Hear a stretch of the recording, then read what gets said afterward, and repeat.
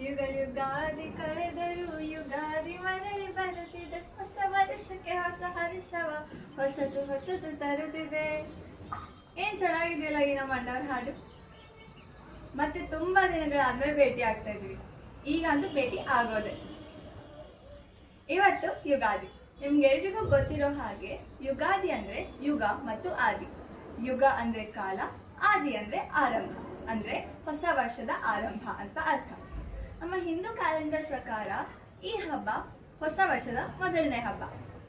ಇವತ್ತು ಬ್ರಹ್ಮದೇವ ಭೂಮಿಯನ್ನ ಸೃಷ್ಟಿ ಮಾಡಿದ ದಿನ ಅಂತ ಹಿಂದೂ ಪುರಾಣಗಳು ಹೇಳ್ತವೆ. ಇವತ್ತಿನ ವಿಶೇಷತೆ ಏನು? ಬೇವು ಮತ್ತೆ ಬೆಲ್ಲ. ಬೇವು ಬೆಲ್ಲ ಅದರ ಅರ್ಥ ಏನು ನೋಡಿ. ನಮ್ಮ ಜೀವನದಲ್ಲಿ ಕಷ್ಟನೂ ಬರುತ್ತೆ, ಸುಖನೂ ಬರುತ್ತೆ. ಇವನ್ನೆರಡನ್ನ ನಾವು ಸಮಾನವಾಗಿ ಸ್ವೀಕರಿಸಬೇಕು. ಅದಕ್ಕೆ ಇವತ್ತು ಬೇವು ಮತ್ತೆ ಬೆಲ್ಲನ ತಿಂತಾರೆ. ಈ ಹಬ್ಬಕ್ಕೆ, ಈ ಯುಗಾದಿ ಹಬ್ಬಕ್ಕೆ ಮನೆಗಳನ್ನ ಮೊದಲೇ ಸ್ವಚ್ಛ ಮಾಡಿ ಕರಿದ ತೋರಣಗಳಿಂದ ಅಲಂಕಾರ ಮಾಡ್ತಾರೆ. ಇವತ್ತೆಲ್ಲರೂ ಎಣ್ಣೆ ಸ್ನಾನ ಮಾಡಿ ಹೊಸ ಬಟ್ಟೆ ತೊಡ್ತಾರೆ ಮತ್ತೆ ದೇವರಿಗೆ ಪೂಜೆ ಮಾಡ್ತಾರೆ.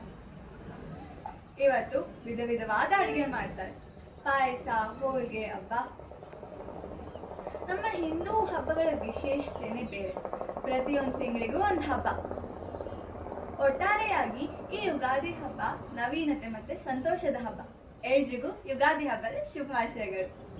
ಇವೆಲ್ಲ ಇಲ್ಲಿವರೆಗೂ ಆದ ಕೆಟ್ಟ ಘಟನೆಗಳನ್ನೆಲ್ಲ ಹಿಂದೆ ಬಿಟ್ಟು ಒಳ್ಳೆಯ ನೆನಪುಗಳೊಂದಿಗೆ ಹೊಸ ವರ್ಷಕ್ಕೆ ಕಾಲಿಡಿ. ಎಲ್ರಿಗೂ ಯುಗಾದಿ ಹಬ್ಬದ ಹಾರ್ದಿಕ ಶುಭಾಶಯಗಳು. ಮತ್ತೆ ಮುಂದಿನ ಹಬ್ಬದಲ್ಲಿ ಸಿಗೋಣ. ಬಾಯ್.